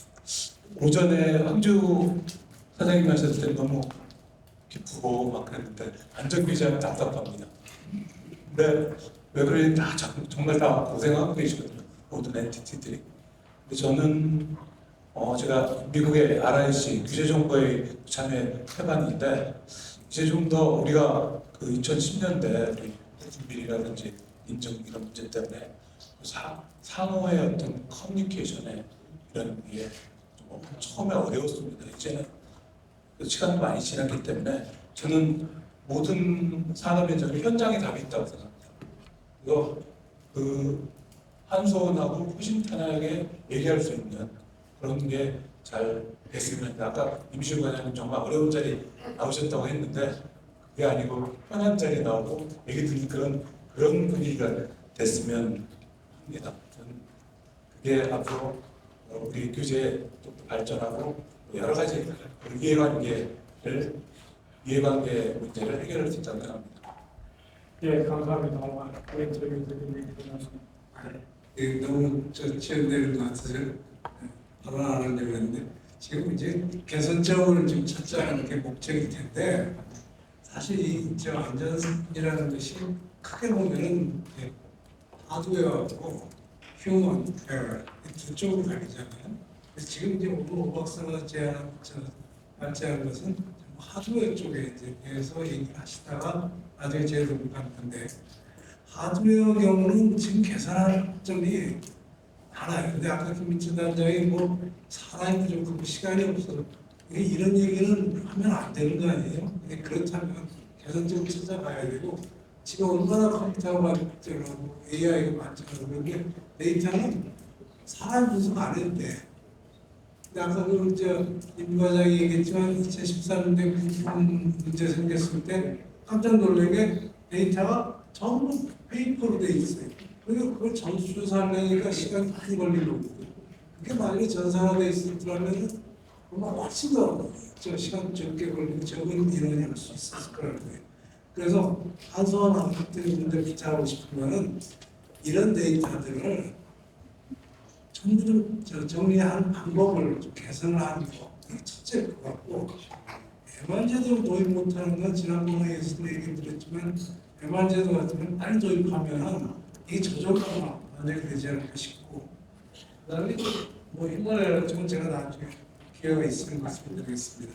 신뢰도 문제인데 신뢰도 문제의 데이터는 사실 그 분석이 좀 필요한 거니까 거기에 대한 기법을 좀 개발하는 거 대단한 원자력 연구소를 지금 해오신 분들이 많잖아요. 그래서 조금 체계적으로 이렇게 집중적으로 그래서 단축시키는 방법을 좀 강조해 주셨습니다. 예, 감사합니다. 시간이 많이 가져서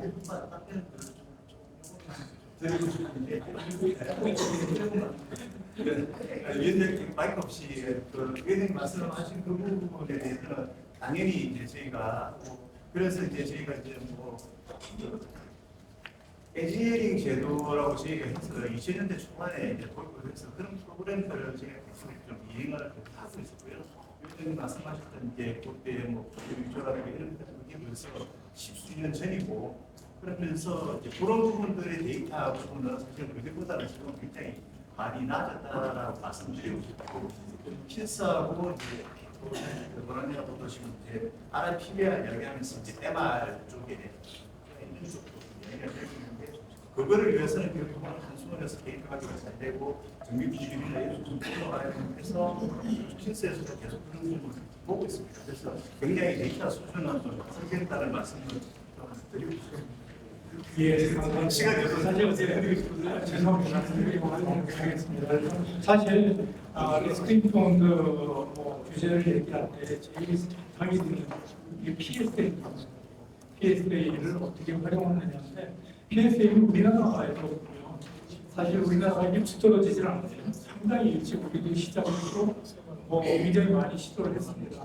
근데 안타깝게도 그거를 실제 본사에 적용하는 것은 아직까지도 저희가 좀 문턱을 놓고 있는 사실입니다. 그래서 오늘 여기 계시는 분 중에 저는 이제 굉장히 사실 이런 리스크 펀드를 하자고 이런 부분이 굉장히 많이 있었는데 왜 안 될까 하는 부분에서 아까 김만희 의원이 말씀하신 것처럼 진짜 데이터를 가지고 우리가 얘기를 좀 해야 되지 않겠냐 하는 관점에서 하는 말씀드리고 싶은 게 저희가 굉장히 큰 방법으로 얘기해야 되고 이거 제도를 바꿔야 되고 규정을 바꿔야 되고 그렇게 해야만 진행이 되는 게 있어요. 큰 것들이. 근데 리스크인 분으로 가는 것 중에 굉장히 많은 것들이 보면 그렇게까지 안 건드리고 사실 어떻게 보면 모나니라든가 킨스에서 행정적으로 아니면 야 이거는 사실 중요하지 않으니까 이제 좀 덜어내자 하는 형태의 간단한 결정만으로도 굉장히 계산할 수 있는 것들이 현장에는 있더라고요. 그래서 사실은 보면은 뭐 검사 옛날에 없던 거 LP에서 새로 들어온 검사가 옛날에는 우리나라도 30일인데 왜 60일로 가느냐. 그 다음에 검사 후 같은 거는 옛날에 감산이 끝났는데 검사 후 회의 같은 거는 왜 우리는 이게 거의 뭐 어떤 때는 일주일씩 걸려야 되느냐. 이런 여러 가지 것들이 어떻게 보면 조금 더 효율적으로 갈 수 있는 부분들은 과감히 이제 돌아내고 그 다음에 이제 정말 제도를 바꾸고 하면서 우리가 가야 될 거 데이터를 들여내고 하면서 정말 제도 관점에서 국민을 설득하고 해야 될 부분들이 있는 것 같아요. 그래서 제일 중요한 거는 오늘 메시지는 결국은 어떤 부분이 됐든 간에 어떤 게 중요하냐, 어떤 게 리스크가 큰 거냐에 대해서 우리가 판단할 수 있는 역량은 허 교수님은 아직 부족하지 않느냐 했지만 저는 우리 많이 돼 있다고 생각을 해요. 많이 돼 있는데 그 부분을 실제 믿고 이제 좀 적용을 하는 게 필요하겠다라는 생각을 하고 그런 관점에서 규제자와 또 실제 사업자 간의 많은 대화가 필요하지 않을까 생각을 합니다. 오늘 끝까지 시간이 뭐 상당히 남았는데 끝까지 같이 해주신 모든 분들께 감사드립니다. 예,